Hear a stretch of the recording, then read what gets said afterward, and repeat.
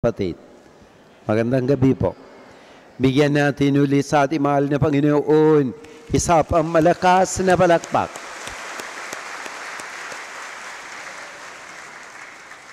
Ito po ay ikalimang araw ng ating simbang gabi.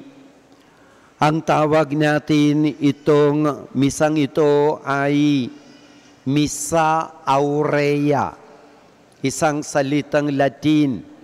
Sa salitang Spanish po ay Missa de Oro. Alam natin, oro, ibig sabihin, gindo. Gininduan misa, ito ang tawag natin, Golden Mass. Bakit tayo tawag na ito misa ay Golden Mass? Dahil sa Ebanghelyo na narinig po natin. Sinabi po ni San Lucas, Kapitulo 1, versikulo 26 hanggang 38. Ito po ay tungkol sa Annunciation na po. Ang isang mabuting balita na dinala ni Anghel Gabriel kay Maria nandyan sa Nazaret, Galilea. Ito itong ang dahilan bakit tawag natin ito ay ginunduang misa. Mga kapatid, 5 days ago, kapag simula po tayo itong simbang gabi, unang araw ako nga ang misa, sinabi ko po sa inyo ang tema ng ating simbang gabi, itong buong 9 na araw habang naghanda po tayo, hindi lang po para sa Christmas, pero sa ating susunod na taon na Jubilee Year, Year of Hope. Ang ating tema po ay mga maglalakbay ng pag-asa, tinawag maging mga masugid na tanda ng pag-asa. Pakibasa po tayong lahat, please.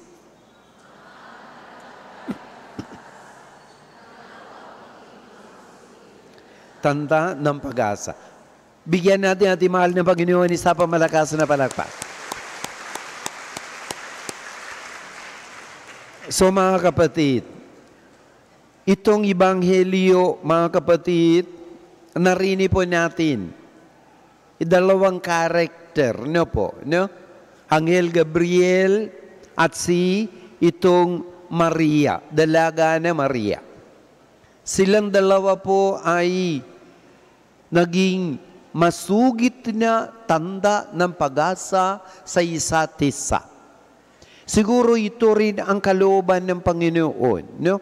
Tayong lahat, mga kapatid, ay magiging masugid na tanda ng pag-asa sa isa't isa. Minsan, mga kapatid, tayo masungit na masugid. Di ba, no? Masungit na tanda. Siyempre, tao lang tayo. Di ba na po, no? Minsan, sungit-sungit. So, sabihin nila, sobra daw ako masungit. Totoo ba? Anyhow, ating pagkatao lang, no problem. No po. No?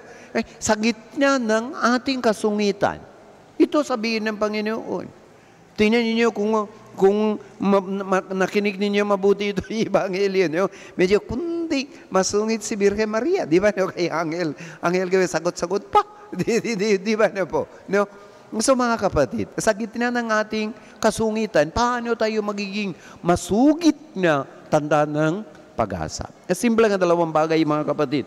Tingnan ko pa itong relo. Sira ang relo. Ayoko na matagal na magsalita, magagalit si Santo Papa sa amin.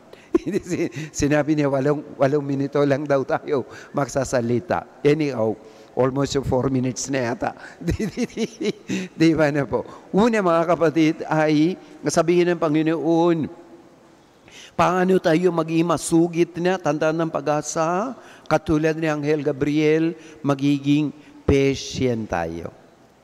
Patience of Angel Gabriel.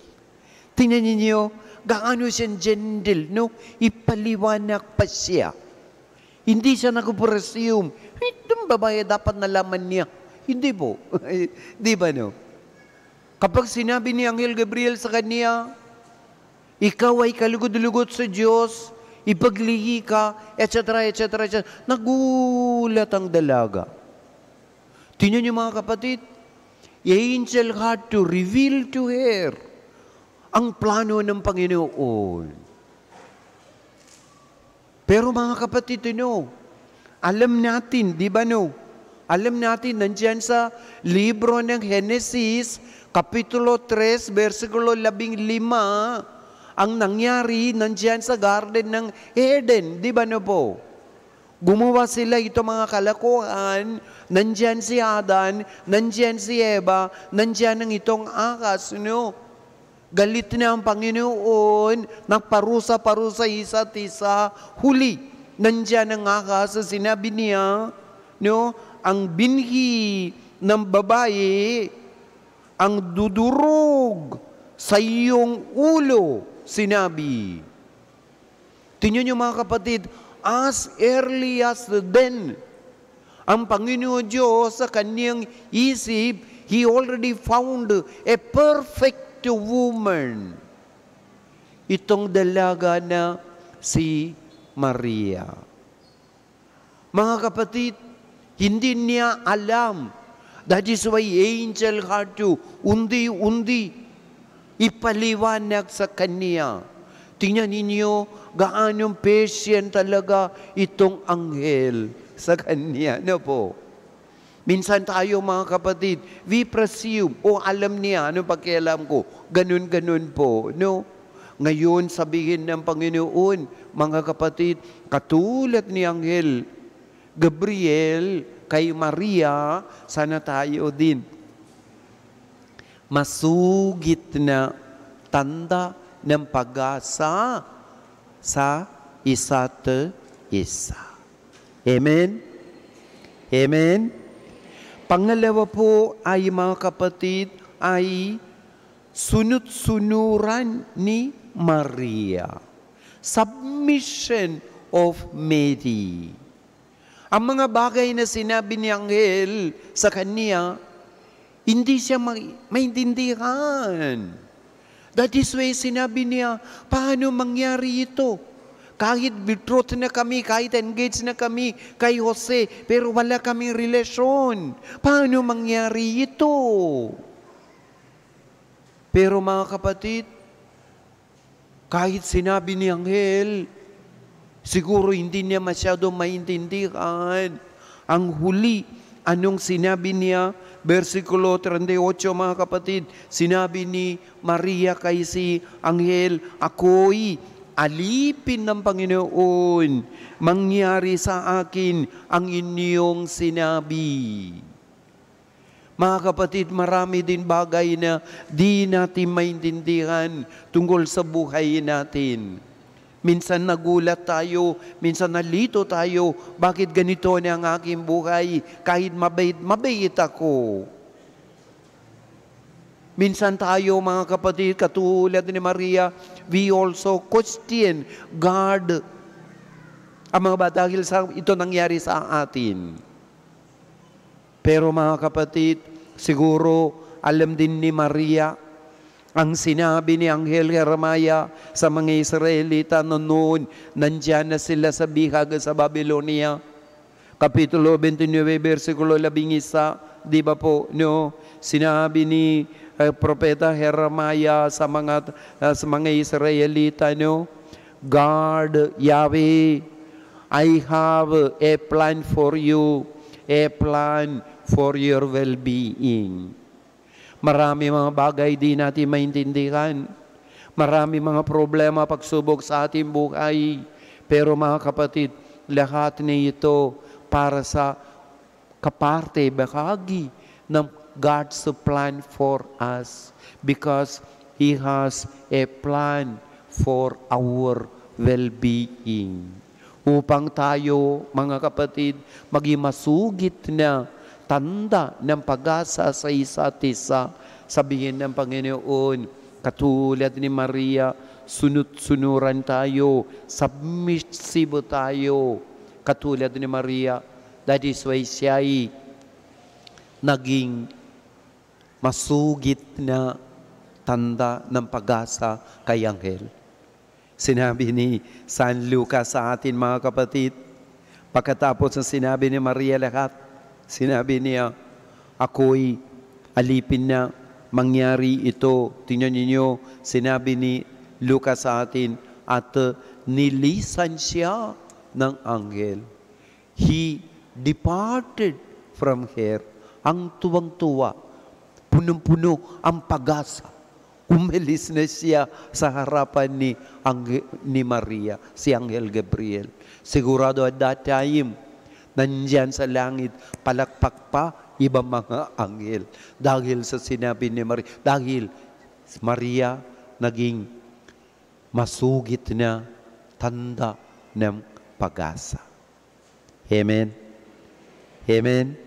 So mga kapatid, sana tayo rin masugit na tanda ng pag-asa sa isa't isa. Amen? May isang binata, may girlfriend siya.